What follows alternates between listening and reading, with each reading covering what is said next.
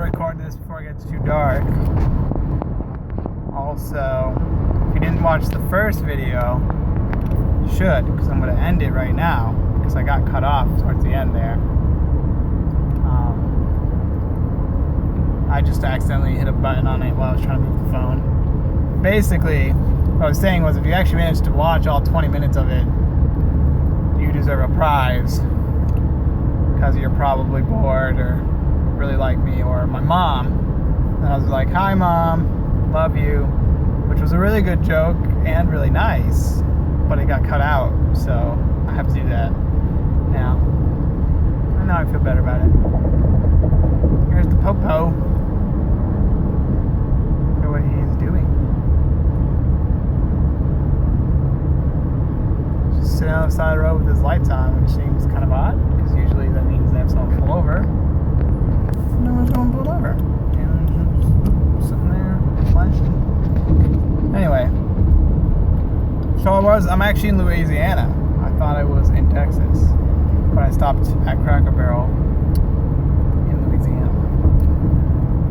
It was good. Very good. I love biscuits. And I had some chicken, some mac and cheese. Had a little salad though, you know, something's healthy. Still taste the onions. Anyway, one thing I discovered is that people from Louisiana have a very unique accent. It's not southern. It's not like North Carolina, Tennessee, Texas kind of accent. It has kind of a southern twang to it, but it's very unique.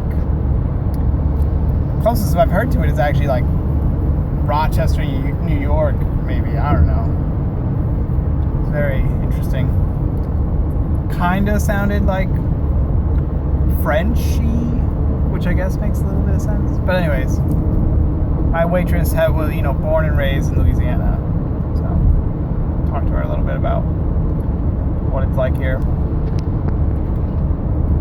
All that to say, I find the accents very interesting because, like, you develop accents based on who's around you. So you can call it culture, community, family, whatever. And up until, air travel hasn't been around that long. Up until that point, up until cars, so, let's say 200 years ago, experiencing different accents was something some people never actually did, because they never traveled out far enough to find people who had different accents. I guess in Europe it was a little easier, but it was usually finding someone who spoke a different language. But even then, that was days of travel for the most part. And there was some, intermingling along the borders, and because so many people took over and religion and whatnot, there was some mixing already going on. But as of the past 20 years now, it's interesting. I think, I'm sure linguists have studied it or whatever, but I'm imagining that most accents are beginning to disappear and melt. Oh no! Trying to get frisky with me, looking up my skirt. They're mostly disappearing because of globalization of the information age. People anywhere can hear accents from everywhere else, and yeah, the more you hear whatever your language is spoken by more people, the less of a unique accent you're going to have, because you're going to start to speak it similar to everyone you hear. And so in America, for instance, when I lived in North Carolina, if you went out hours away from the city, you found thick southern accents. But if you were in the city, especially Raleigh, where a lot of people from the northeast Yankees as they call them, moved down, there isn't really a southern accent anymore. People will still say you all, and there's a few, whatever sayings that get mixed in there. And those sayings might have a southern accent to them, but the people who actually have, cut my video out again, piece of crap. Button's right next to where my finger is, obviously. Oh, I just made a big fart. Oh, the speed limit just went up. Increase speed. Anyways, let's talk about accents. Maybe I can Oh, it's hot here. Gotta get that AC going again. The accents are disappearing. That's basically what I was saying. And people who are far away, like, got made fun of for having southern accents by people who were born and raised in North Carolina and still had southern accents, but they were so much milder. It's really interesting. And so, yeah, like people from Louisiana, Texas, people from up in Washington and New York or Boston accents, all those kind of things, like they're getting, because people are much more mobile and they can travel more, but also people are moving more, where I don't know the actual statistics, but I'm sure it's to the point where now where most people don't stay within a whatever 10, 20 mile radius of where they were born all their life.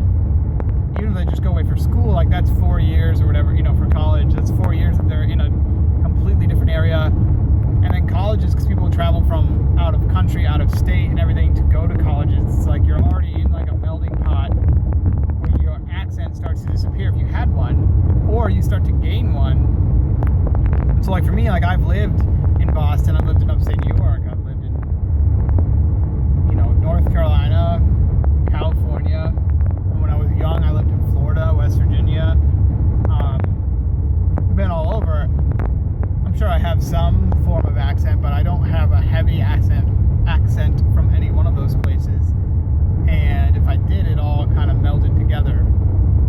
And I think that more and more people are going to just have that, just kind of like this basic, this is how everyone speaks it. But then it's really interesting to think about, right? Like, is it possible to have no accent? No. But there is like a no accent setting of a language that's decided by the populace, but it has to be by popular vote. But no one's actually voting on it or claiming it, and it's not formal. This is just an informal thing that happens, that like everyone who speaks French decides that this is how French sounds. And if you speak it slightly differently, you're speaking French with an accent because you're from Africa or French Canada. Everyone who speaks English, like, okay, there's the British accent and then there's American accent. We decided this is our accent. And there's Australian, and it's like, but who decides what those accents are? Just people there speaking. And then they learn it, and then they have it, and they go somewhere else, and they're like, oh, you have an accent from Australia. And it's like, well, in Australia, it's not an accent, it's just what we say. But we're all speaking the same language, so to speak. So that's very interesting to me. It's like, I don't think accents will ever completely disappear because of the fact that there are still people who do stay grounded, and because of those that have thick accents, so to speak, their kids are going to be, unless there's also a lot more intermarrying and everything as well. But yeah, I think there'll still be unique accents to different zones, but I think the sharpness or thickness of them will continue to meld, and there'll be more and more of the populace will be of this, higher percentage of people that don't have an accent, so to speak, or speak whatever the more base level of whatever language it is they speak is, because of the information age, because of videos, YouTube, movies, and whatnot. Like, people are hearing their language spoken by thousands more people than some